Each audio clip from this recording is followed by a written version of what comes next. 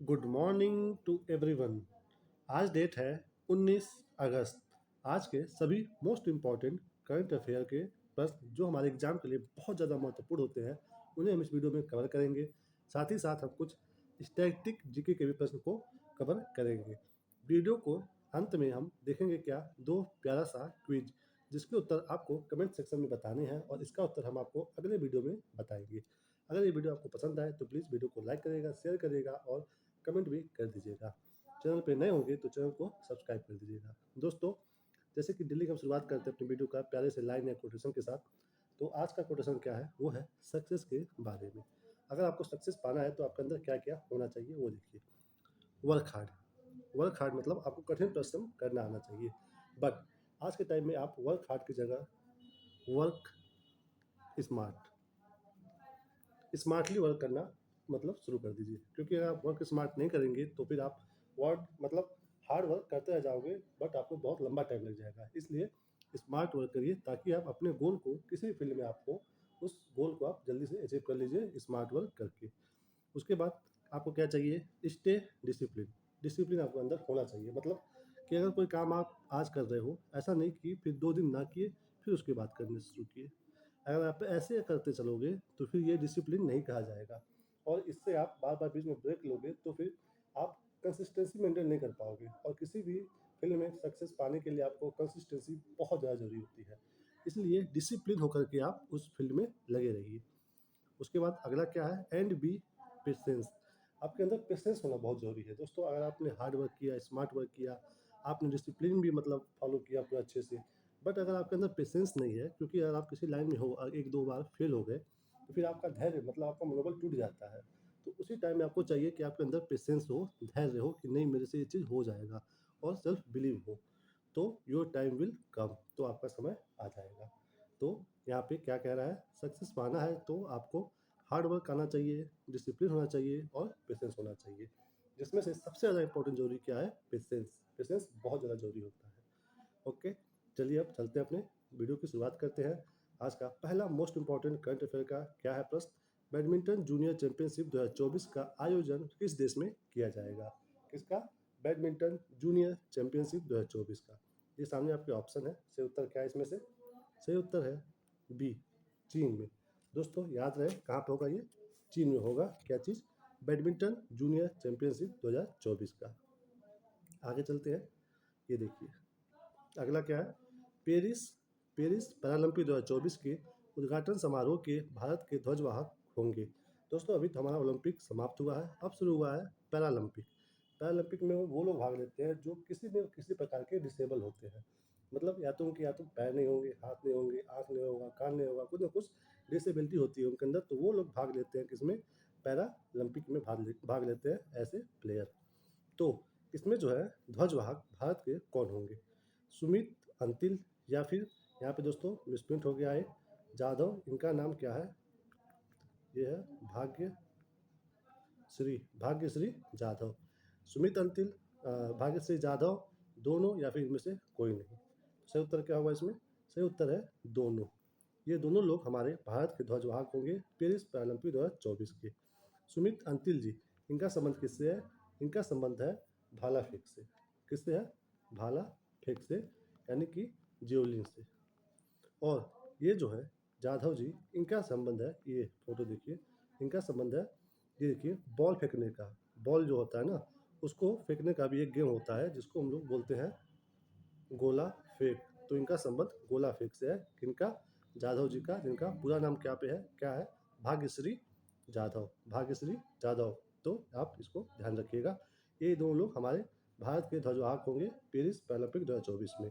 आगे चलते हैं, अगला प्रश्न क्या है हमारा, अगला है भारत और किस देश के मध्य यात्री नौका सेवा फिर से शुरू हुई है। भारत और किस देश के मध्य यात्री नौका सेवा फिर से शुरू हुई है। ये सामने आपके ऑप्शन है, तो इसका सही उत्तर क्या होगा, सही उत्तर है डी, श्रीलंका। दोस्तों श्रीलंका के साथ हमारा एक युद्धाभ्यास होता है, उसका नाम यहाँ पे मैं लिख दे रहा हूँ, ये देखिए यहाँ पे, उसका नाम है मित्र शक्ति। अभी शुरू हुआ है यात्री नौका सेवा, मतलब भारत और श्रीलंका के बीच में। और एक संयुक्त संयुक्त सैन्य अभ्यास होता है मित्र शक्ति नाम का, भारत और श्रीलंका के बीच में, ये भी आपको याद होना चाहिए। आगे चलिए, आगे कौन सा हमारा प्रश्न है, ये देखिए यहाँ पे,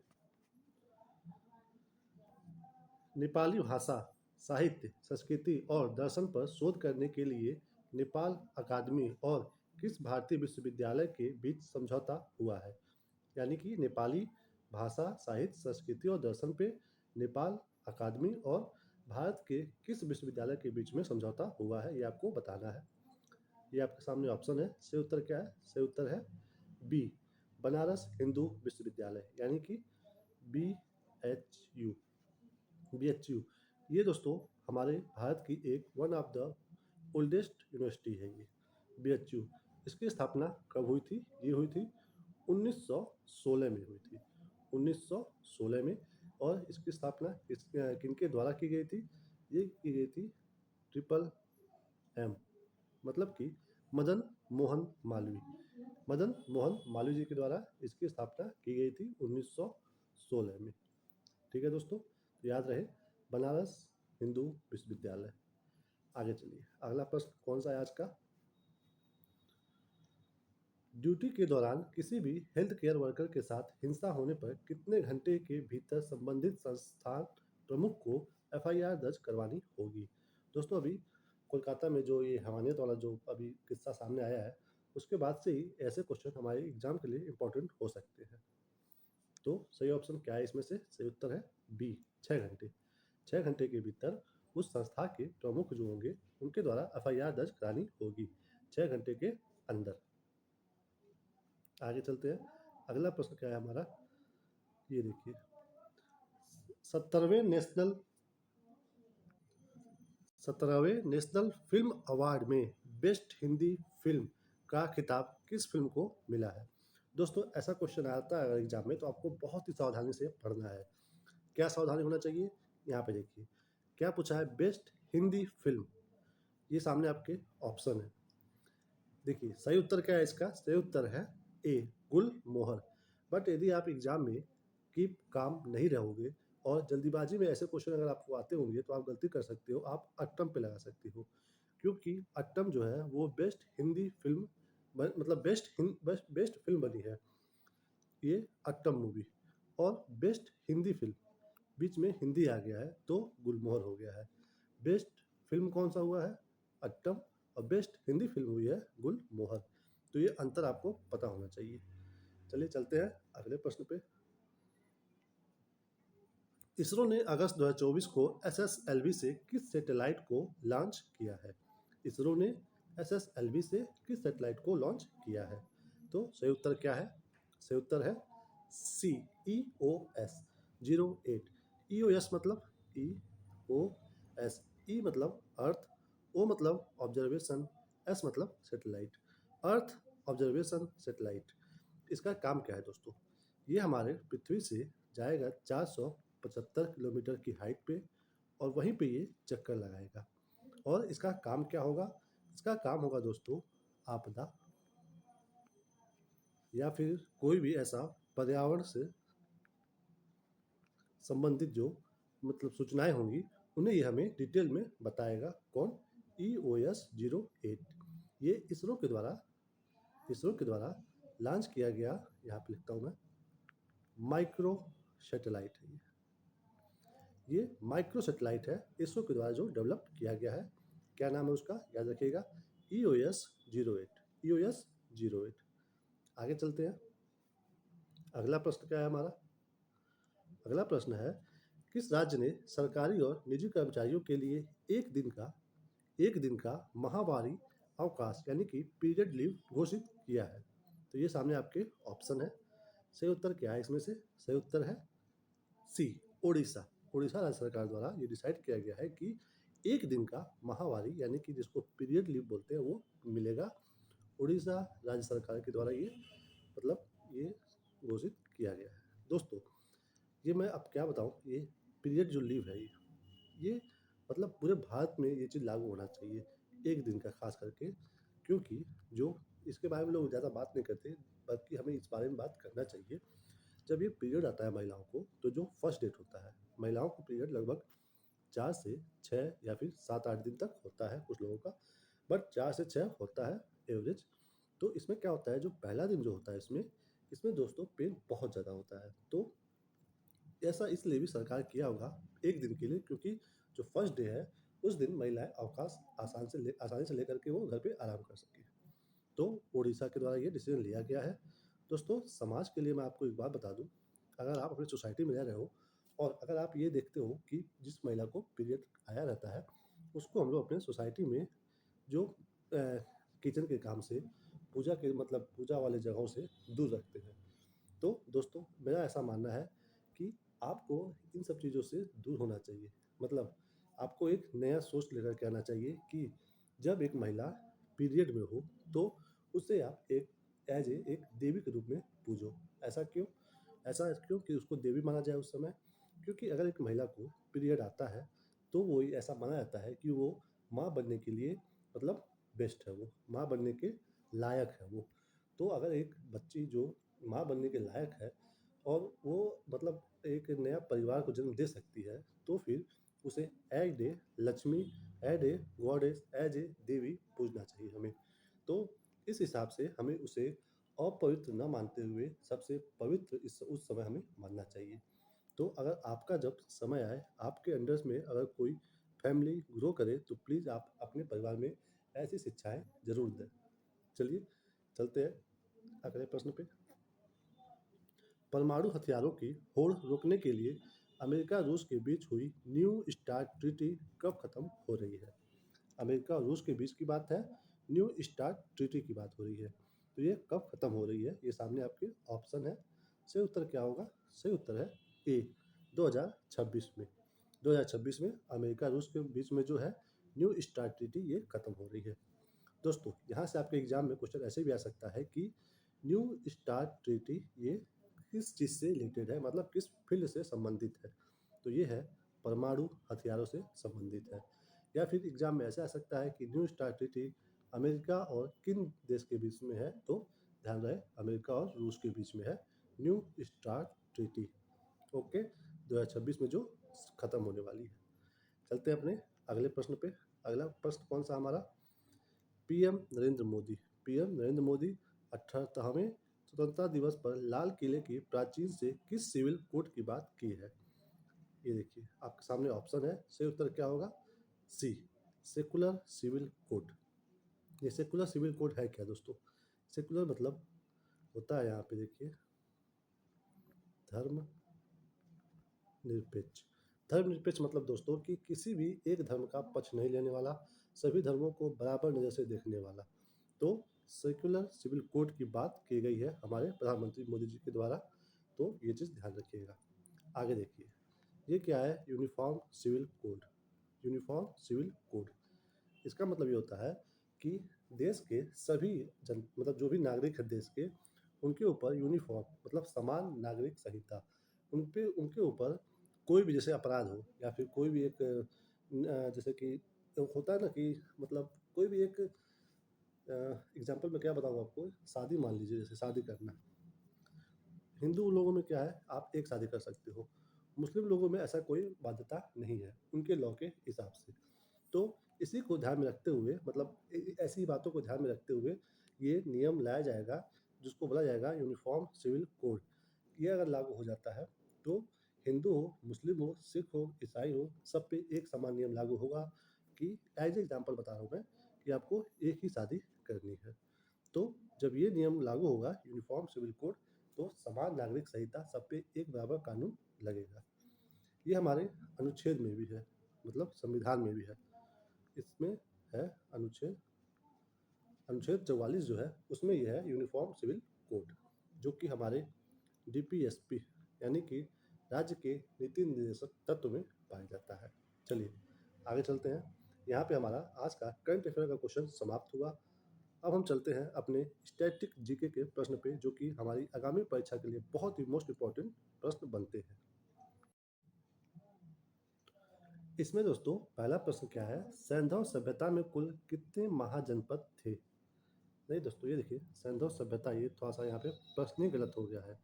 ये पूछ रहा है कितने महाजनपद थे हमारे इतिहास में, कितने महाजनपद थे? तो कितने थे? वो थे 16। दोस्तों ये बहुत ही बेसिक सा क्वेश्चन है, बट कुछ एग्जामों में आ जाता है, और जो लड़का अभी नया नया तैयारी शुरू किया होता है तो उसके लिए ये क्वेश्चन हो सके तो टफ हो जाता है, इसलिए मैंने इस क्वेश्चन को भी इसमें इंक्लूड किया है कि कितने महाजनपद थे हमारे। वो थे 16। यहाँ पे एक चीज़ आपको और जानना है, कभी कभी एग्जाम ये पूछ देता है कि 16 महाजनपद में से कितने महाजनपद यूपी में थे। तो 16 में से 8 यानी कि आधे महाजनपद वर्तमान यूपी में थे। तो ये आपको ध्यान में रखना है। आगे चलते हैं। ये देखिए, एशिया को उत्तरी अमेरिका से कौन सी जल संधि अलग करती है? ये देखिए दोस्तों, एशिया को, एशिया, एशिया ये यहाँ पे है, यूरोप ये नहीं, ये देखिए यहाँ पे एशिया है, जो कि एक तरह से यहाँ पे रूस कंट्री है, और ये उत्तरी अमेरिका का अलास्का वाला रीजन है, ये अलास्का। यहाँ पे है आर्कटिक सागर, और यहाँ पे है प्रशांत महासागर। इन दोनों के बीच में जो ये जल संधि है, इसी की बात पूछ रहा है कि ये कौन सी जल संधि है। तो इसका नाम क्या है दोस्तों? इसका नाम है बेरिंग जल संधि। बेरिंग जल संधि। और बेरिंग जल संधि और आर्कटिक सागर के बीच में भी एक छोटा सा सागर है, उसका नाम है, यहाँ पे मैं लिख रहा हूँ, ये देखिए, चुक्सी। तो याद रहे, यहाँ पे क्या है, बेरिंग जल संधि है और उसके ऊपर है चुक्सी सागर। तो ये आपको इम्पोर्टेंट रहता है एग्जाम के लिए, आपको पता होना चाहिए। आगे चलिए, अगला क्या है, राष्ट्रीय जैव विविधता प्राधिकरण का मुख्यालय कहाँ पे है? दोस्तों एग्जाम में मुख्यालय बहुत पूछता है, तो इसलिए इसके मतलब इस मुद्दे को नजर रखते हुए राष्ट्रीय जैव विविधता प्राधिकरण के बारे में आपको जानना चाहिए। ये कहाँ पे है? ये है चेन्नई में, यानी कि तमिलनाडु में।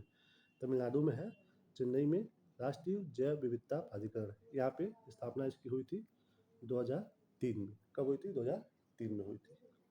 आगे चलिए दोस्तों, अगला क्या है, बेसल मानक का संबंध किससे है? बेसल मानक यानी कि किसके बारे में बताता है? ये बताता है हमें बैंकिंग के बारे में। किसके बारे में? बैंकिंग के बारे में। बैंकिंग में मतलब उसका कैसे इसको रेगुलेट करना है,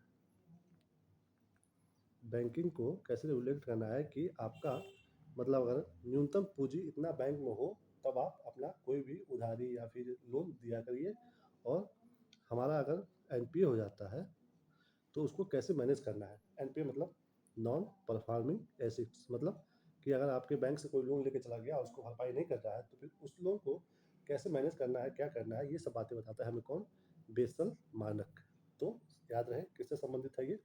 बैंकिंग रेगुलेशन। आगे चलिए, अगला क्या है, संविधान सभा का गठन कब हुआ था? संविधान सभा का गठन कब हुआ था? ये दोस्तों एग्जाम में बार बार आता है, तो आपको पता होना चाहिए। इसका गठन हुआ था जुलाई 1946 में। कब हुआ था? 1946 में संविधान सभा का गठन हुआ था। आगे देखिए, मधुमक्खी पालन, मधुमक्खी पालन का अध्ययन क्या कहलाता है? दोस्तों ये जितना अध्ययन होता है ना, ये भी आपके एग्जाम में बार बार आता है, तो इसलिए मैंने इसमें इंक्लूड किया है कौन सा? मधुमक्खी पालन। तो इसको क्या कहते हैं? इसके अध्ययन को, इसके अध्ययन को कहते हैं एपी कल्चर। एपी कल्चर किसको? मधुमक्खी पालन का अध्ययन कहलाता है क्या? AP culture. ओके, तो ये था हमारा आज का जीके। अब हम चलते हैं, जो हम क्विज देखते हैं, जिसको हमने नाम दिया है आ देखे जरा किसमें कितना है दम। इसमें हम पहले कल के यानी कि 18 अगस्त के उत्तर को देख लेते हैं। कल का प्रश्न क्या था? पाली किस राज्य का लोक नृत्य है? तो इसका उत्तर होगा मध्य प्रदेश। दूसरा हमने क्या किया था? पैचा काली किस राज्य का लोक नृत्य है? तो इसका उत्तर होगा लक्षद्वीप। अब हम देख लेते हैं मध्य प्रदेश में और कौन कौन से फेमस लोक नृत्य हैं। मध्य प्रदेश में एक तो हो गया पाली, इसके बाद आइए देखते हैं यहाँ पे लिखते हुए, आप साथ साथ में नोट करते रहिएगा। एक है रीना, दूसरा है चौथ, तीसरा है दीवारी, उसके बाद है नवरानी, तो यहाँ पे लिखते हैं, यहाँ पे नवरानी हो गया। फिर यहाँ पे भगोरिया, भगोरिया, भगोरिया हो गया। यहाँ पे लिख देते हैं टपारी, और एक यहाँ पे है डागला, डागला छरिया, डागला छरिया एक ही में है। तो ये है कहाँ के, मध्य प्रदेश के फेमस लोक नृत्य, इसको आप नोट कर लीजिएगा। आगे चलिए, लक्षद्वीप। लक्षद्वीप में दोस्तों एक ही लोक नृत्य है जो कि पैचा काली नाम है, तो ये आपको पता होना चाहिए पैचा काली कहाँ का है, ये है लक्षद्वीप का। तो ये तो हो गया कल का। अब आज का देखते हैं कौन सा क्वेश्चन है क्विज में हमारे।